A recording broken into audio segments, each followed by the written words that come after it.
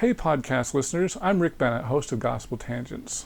If you're enjoying the show, I was wondering if you could do me a favor. Please go to iTunes and write a review.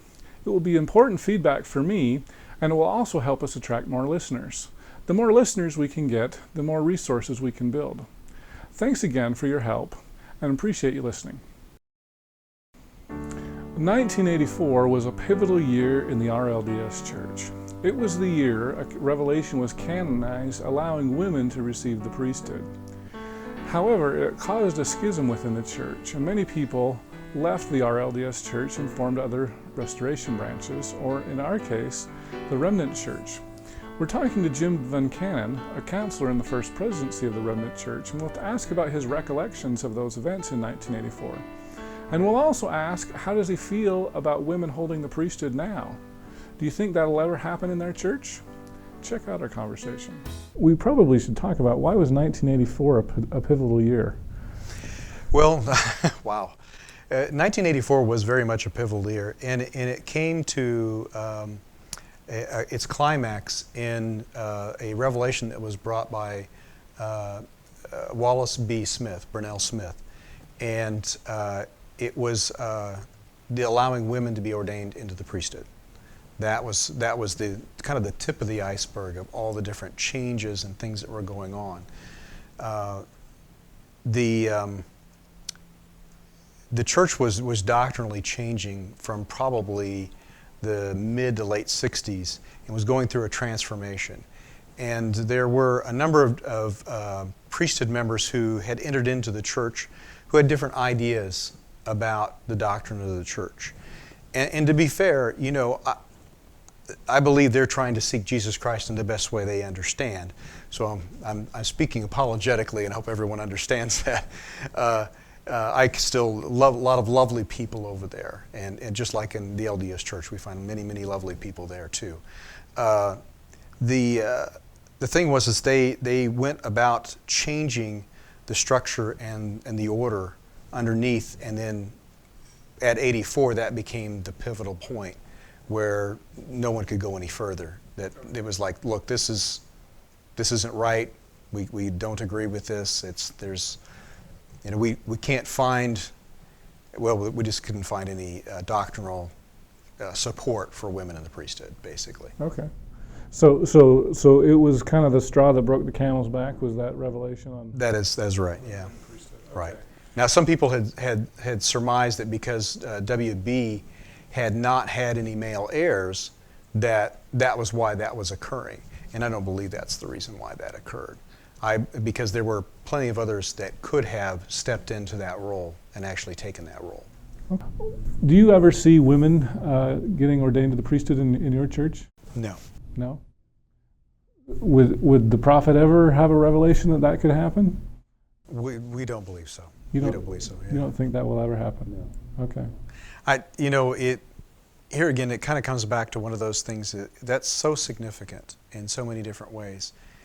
And I've heard all the arguments for women in the priesthood because I was pretty close to it in 84. And I don't believe it was a societal thing that, well, we couldn't, the Lord couldn't bring forth women in the priesthood because the society wouldn't accept it. There were plenty of times throughout history, if you go and read, and even matriarchal societies, you could find that could have occurred, but it didn't occur. And I just don't find any basis for it. It's like women ordained to have children, bear children. Thankfully we're not as men. And so I think the Lord calls us each to a work that we're to do.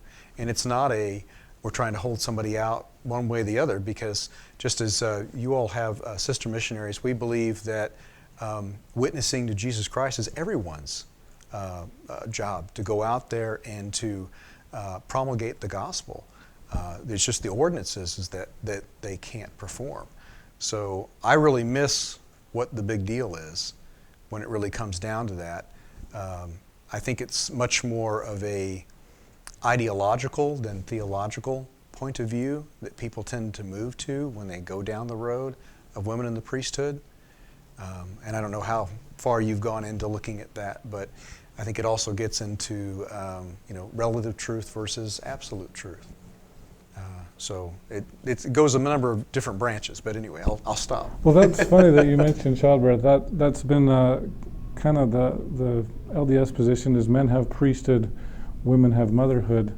That's kind of the way you feel as well? Oh yes, absolutely, yes.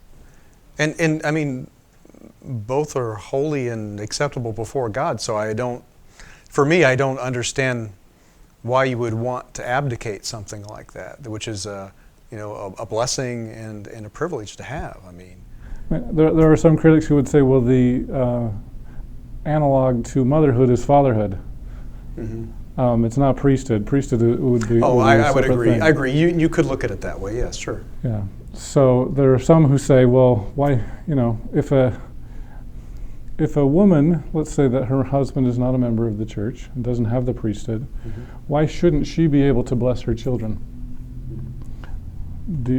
Is that an issue in your church, or could she? I know in the early days of the LDS Church, there were women who laid hands on the sick. Is that something that your church allows? No. But we do believe that, in James 5:5, where it talks about the righteous prayer of a righteous man availeth much. That absolutely is there. So we believe that a woman could stand and offer a prayer and someone be healed because of the faith of that woman and the person whose faith. So it doesn't necessarily have to be the elders, going and laying hands on someone for someone to be healed. That's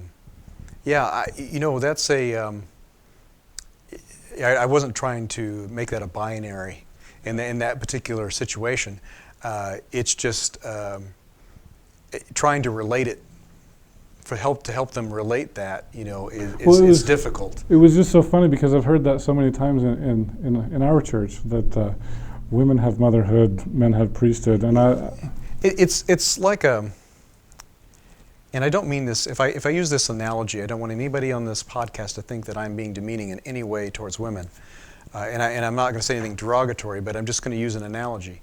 And I feel that there's a kind of a logic error, if you will, because I believe that there's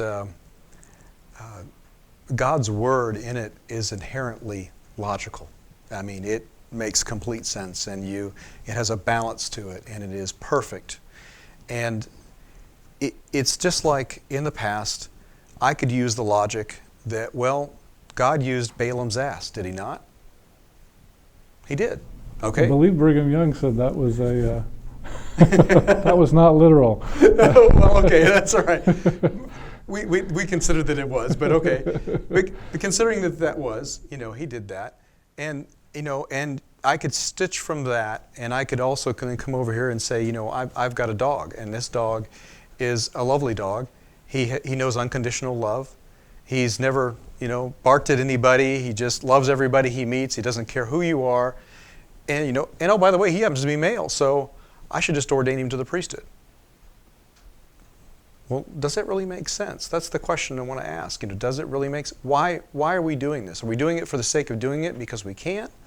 Or are we doing it because it's what the Lord has asked us to do? And that's the question I have, do we believe in revelation? Do we believe that God tells us things? I mean, that's what I think it comes down to. Well, so since you mentioned that, I do say, in the Book of Mormon, it says that, let's see, all are equal unto God, male and female, absolutely, bond and free. And actually, our church recently, we've had some struggles with the race issue, and they actually used that recently to say, look, we, I saw that very statement. Yes. Yeah. Mm-hmm. So there are some who would say, well, look, if men are equal to women, if all are equal unto God, I mean that's a Book of Mormon thing. Mm-hmm. Why shouldn't a woman be able to bless her child? Why shouldn't a woman, if her husband doesn't have the priesthood, why couldn't she baptize? Or why couldn't she partake of the sacrament? And I know that would be a heretical thing even in our church, but I mean, I think a case could be made based on the Book of Mormon. If you're equal, mm-hmm. We talk about separate but equal. The Supreme Court said you're not, they struck down Brown versus Board of Education. How can you say that women are equal if they can't participate, if they can't bless their children? Okay, but you know, and I can see that argument. And here again, I think it's a logic argument, and that is that when we come down to it, it's like if you know, I think the Lord was talking about something a little bit more broader in those terms of us all being equal. He loves us all equally too. It doesn't mean He's happy with all of us equally. I think that's probably, you know, I know I worry about that for myself. But, you know, I think that that'd be just like saying, okay, well, pick you one of the great basketball players of all time that's probably 7 foot tall and saying that I'm equal to him, you know, and I stand at 5'10". Okay, well, we're both equal. So we can both dunk a basketball. We can both do, you know, everything the same, can't we? No, we can't. There's things, he's different. So does that mean that then, because what I'm worried about going down this road is that you change the attributes of God when you start to go down this road of logic. Because if I can't do the same things as this other person, or I don't have the same opportunities, then God's a respecter of persons, for instance. I mean, I get where it goes, but it's like pulling on that thread in a sweater. Pretty soon you don't have a sweater, you just have a ball of yarn. You know, it doesn't go anywhere. It doesn't really make any sense. And I haven't really found anybody that can really, they're very good at pointing out the outliers in the data, but they're not very good about talking about the mainstream, you know, because paradoxical things, you know, that's something that really the adversary, I believe, likes to do, is make you think that, you know, you've sinned your last sin, there's no hope for you, you can never be forgiven, you're not going to be forgiven, you know, and we all know that's a lie, you know, but that's a difficult topic, really, and I don't know that I'm qualified to answer it completely, but I hope I've done a fair job. All right. Well, let's move on to the other topic. I know a big issue has been, especially recently with the LDS Church, how we handle gay members. Mm-hmm. Can you talk about how you guys handle it in the Remnant Church? You know, it's a very difficult thing, and here again, we are looking. We do look at homosexuality as a sin. If someone is a non-practicing homosexual, then, you know, that's something that, you know, they can still have fellowship with us. But if they are practicing, homosexual, it'd be no different than someone who is in an adulterous affair and refuses to repent of that adulterous affair. Okay. So, as far as children of gay parents, are they able to fellowship with you? Oh yeah, they themselves are not gay. Yeah, that's fine. Okay, so you wouldn't prevent a child from being baptized if he wanted to? No. Or he or she? Yeah, right. Okay. I hope you enjoyed our discussion with Jim. In our next conversation, we'll talk about temples. In the LDS Church, there are more than 100 temples available throughout the world now. Is this an emphasis in the Remnant Church? Yes, absolutely. In fact, we have a recent revelation that talks about the beginning to prepare for the building of the temple. But we haven't had a command to build the temple yet, but to prepare for that. So we do believe in temples, absolutely. Okay. Click here to subscribe, click here for a transcript, and over here you'll see some other videos that we've done here on YouTube. We hope you'll use this as a valuable resource to learn more about Mormon history.